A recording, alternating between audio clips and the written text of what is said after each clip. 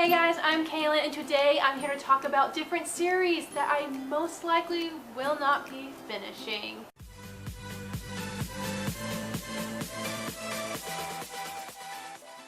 Alright guys, so the first book on my list is Gone by Malcolm Grant. The plot in this book really intrigued me at first. Everyone who's 15 years and older just disappears and we have no idea why this happened or where they even went, but they're gone. So overall, once I went through this book, I quickly realized that I did not care about any of the characters. I actually thought there were certain plot lines and characters that could have just been cut out completely. For example, there's this one character that takes it upon himself to run the McDonald's and keep McDonald's going, which is all good and dandy, but I don't really care if there's a hamburger shortage. You don't need to tell me about that. So overall, as I got through this book, I just didn't think the end result was what I was looking for. I actually think I might have enjoyed this book when I was younger, because overall, this book is like what, 500? Yeah, it's like over 500 pages, and I feel as though if the book's going to be 500 pages, everything needs to count. Everything needs to have a purpose, and I just didn't feel it with this book. I'm a-okay with Gone being gone.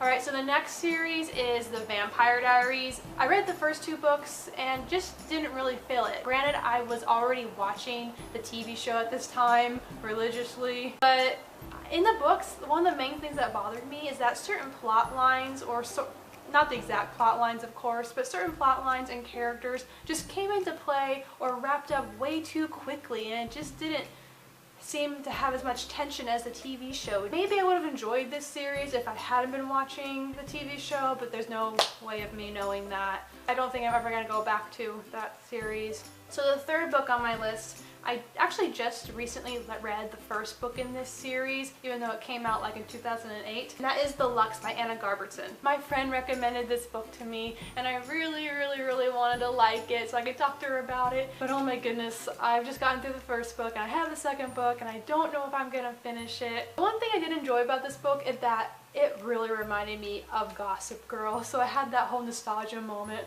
from when I was back in high school and I watched that show. And it's even in Manhattan, New York, it's just in a different time period in 1899. It's about these two sisters. They're part of like the high social elite class and they have a huge name to uphold. But unfortunately, their whole family becomes broke and it's up to Elizabeth, the oldest sister, to marry into a wealthy family in order to keep her family's name. I mean, that's fine, but that might have been an okay plotline for me if the characters had any depth to them.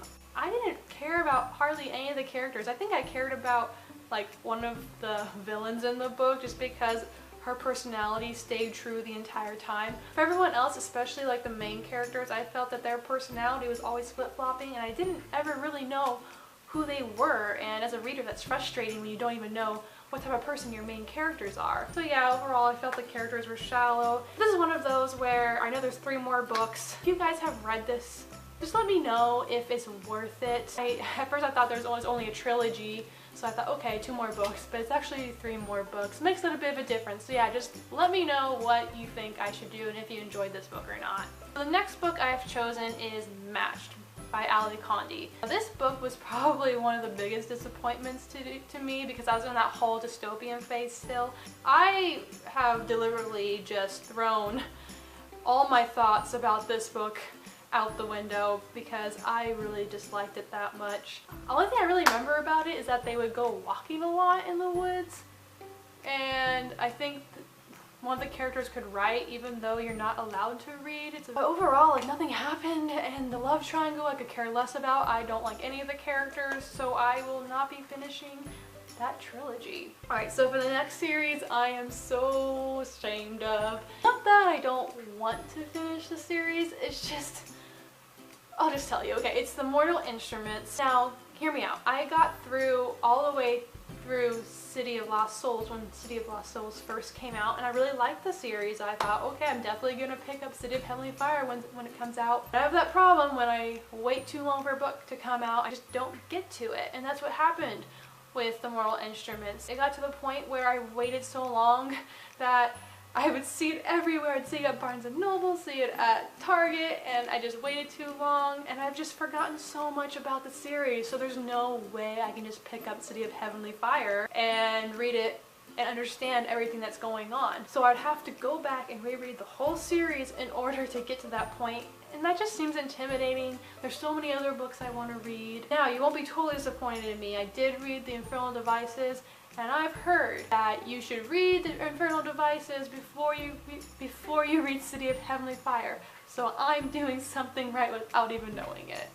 For the last series, it's actually a trilogy. I for sure, no matter what anyone says, this is the one that I will not finish it because I just want to keep the books how I remember them, and that is the Divergent trilogy. If any of you knew me, Divergent first came out, you would have known that I was obsessed. I was all Divergent. I wanted to be Dauntless. I wanted to get the bumper stickers. I wanted to get the bird tattoos. I was all about that.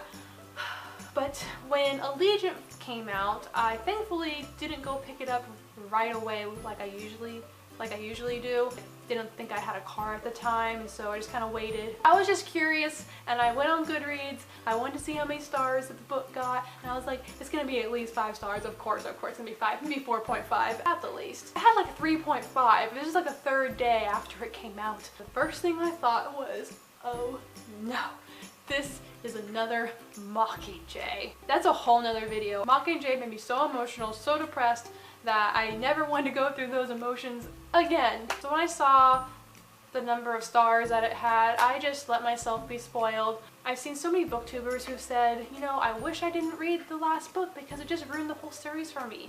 Now, I have such a special place in my heart for Divergent. The thought of tarnishing that trilogy just, it just makes me sick, and I just kind of want to remember it for how it was. Even though I know what happened, it just doesn't seem as real as it would have if I actually read it. So I'm just gonna pretend Allegiant never happened. Nope, just Divergent and Insurgent. Alright guys, those are my thoughts. If there's some series that I mentioned that you still think I should try to get back into, let me know. Also let me know which series you guys won't be finishing. Thanks for watching, until next time.